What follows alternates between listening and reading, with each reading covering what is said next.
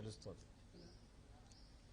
ఒక వ్యక్తికి తగిలిన తర్వాత అంత ఫోర్స్ఫుల్గా మళ్ళీ అంతే ఫోర్స్తో ఇంకొకరికి తగలడం అంటే అది చేత్తో విసిరిందో లేక ఏదైనా ఇంకో చిన్న కేటపుల్ లాంటి దానికంటే కూడా ఇంకా పవర్ఫుల్ ఆయుధం ఏదో వాడినారేమో అని అనిపిస్తుంది.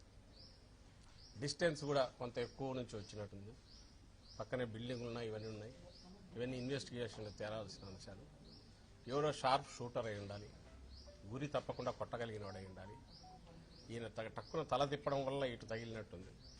ఒకవేళ స్ట్రైట్ ఉంటే కన్ను తగిలినచ్చు, లేదా కన్ను తగిలినచ్చు కొంచెం తిప్పుతుంటే. సో ఇంతగా క్లియర్గా కనపడుతున్న ఇది ఎవరో ముందే అనుకొని ఒక ప్లేస్ వెతుక్కొని అక్కడ ఉండి అక్కడ నుంచి ఆ టైంకు కరెక్ట్ షూట్ చేశారు.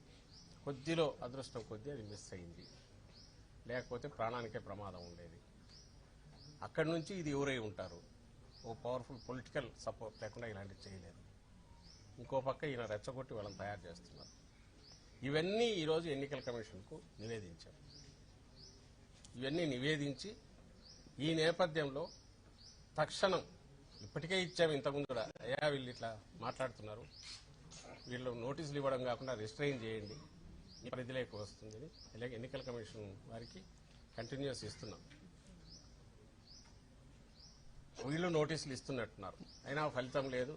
ఈరోజు జరగరాని ఇదే జరిగింది.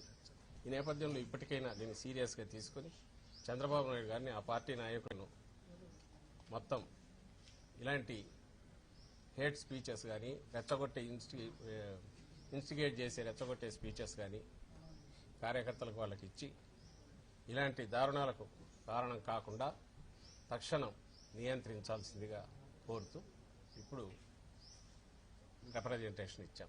తక్షణం స్పందిస్తామని అన్నారు.